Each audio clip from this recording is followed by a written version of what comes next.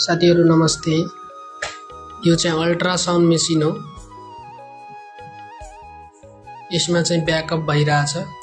जस्तै अल्ट्रासाउन्ड गर्दा गर्दै अल्ट्रासाउन्ड गरेको फोटोहरु धेरै भएर ब्याकअप फुल भयो भने जस्तै यहाँ देखाइरहेछ। क्यापासिटी टोटल 400 GB छ। युज्ड 351 छ। फ्री स्पेस 49 GB छ। अहिले चाहिँ म यसलाई ब्याकअप गरिरहेको छु। यसमा भएको पेशेन्टको डिटेलहरु चाहिँ म यो हार्ड डिस्कमा ट्रान्सफर गरिरहेको छु। यो हार्ड डिस्कमा ट्रान्सफर गरिसकेपछि जति पनि यसमा पुरानो डाटाहरु छ म त्यसलाई डिलिट गर्छु। त्यो डिलिट गरिसकेपछि अनि यो फ्री स्पेसमा चाहिँ बढ्छ। लगभग 20 GB जति मैले डाटा ट्रान्सफर गरिरहेको छु।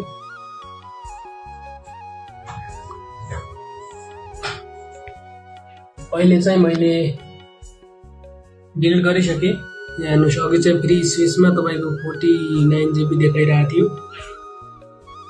यहाँ चाहिँ अहिले 79 देखाइरहेछ। यति चाहिँ फ्री स्पेस भयो, अरु चाहिँ डिलिट भइसक्यो डाटा।